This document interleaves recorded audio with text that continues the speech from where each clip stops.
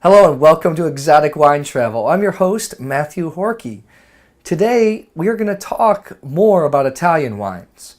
But today, it's going to be a true Exotic Wine Travel episode because we're going to talk about wines that are from different parts of Italy that are quite exotic and not very well known. So first, I'm going to give you a reference. Let's see if I can find something here.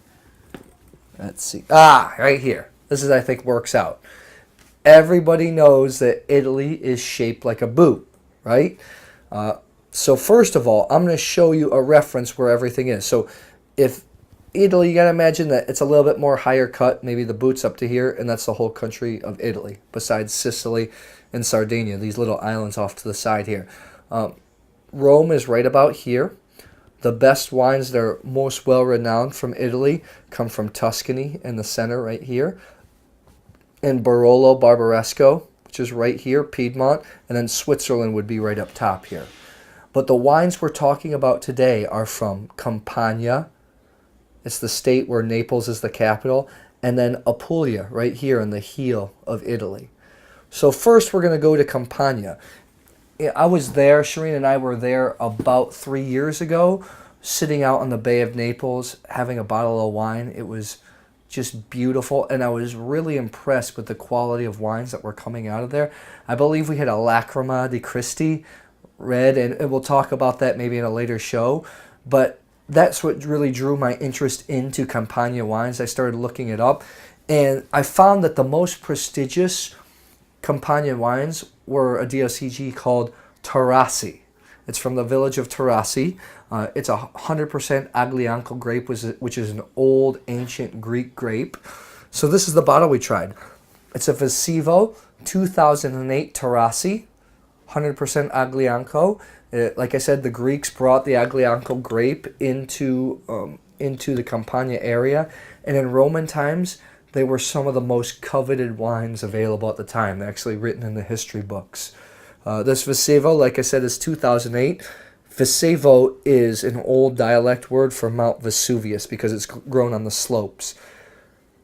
When we poured this out, it was a super dark color. Rich, thick, almost syrupy, almost like an Amarone. When you smelled it, got a lot of dark chocolate, a lot of caramel, a lot of vanilla, because Taurasi needs to be aged at least 3 years before it's released. I believe one of those years is in oak. Smell a lot of caramel, cedar box, and a little bit of sweetness. After we decanted it for a little while and we sipped on it, when I first drank it, I don't know that I liked it that much. It was syrupy. I could taste a little bit of a residual sugar, dark cherry, the vanilla, the caramel. It wasn't doing a ton for me. Most wines, especially reds, I'm used to a little bit not being as thick and syrupy. It's almost like, let me see if I can think of a comparison. When you were young, if you made hot chocolate out of a powder, it would taste different if you made it out of water versus milk. Right? The milk one would be a little more thick. That's what this one was like, as opposed to other wines would be the hot chocolate mixed with water. And that's the analogy that I could think of. But anyways, we closed this up and then opened it a day later after it had time to breathe. I have to tell you, it was phenomenal. The tannin softened. It was really easy to drink. The vanilla, the oak flavor was not as pronounced, and you got more of the fruit flavor in it. And it was rich, and the finish was really long. This was actually a really nice wine if you give it time to decant. I think it's about $38 US. Really nice find. You're going to have to look on the internet for it or go to a specialty shop.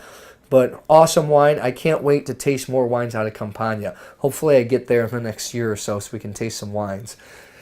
The second one is from the heel, like I was talking about, Apulia. This is a grape called Nero de Troia. It's from a winery called Rivera. It's their Il Falcone, right here. Castel del Monte, Riserva 2008. This is the reserve wines. Now, Apulia is in the south. It's a little closer to Greece. It's known for, they produce agricultural products all year round because it's warm. They produce most of Italy's olive oil, most of Italy's tomatoes, besides Sicily. And we have a good friend here in Singapore from Apulia. He told us when we ordered this wine that actually this winery 20 years ago, when Apulia was focused on only making bulk wines, not high quality wines, this was the only winery that made great wine. He said it's different. It's obviously different how Apulia is realizing they can create some great stuff.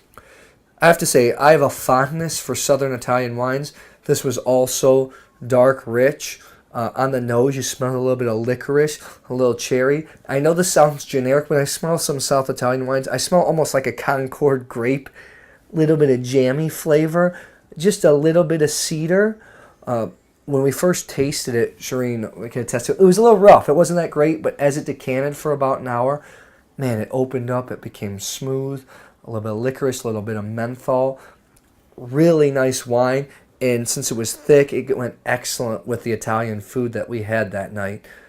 So my suggestion, Apulia is producing some great stuff. I'll be talking about Salice Salentino, a lot of different wines coming out of the area. Primitivo, which is actually California Zinfandel. It's the same grape. We'll be talking about that a little bit more as the show goes along.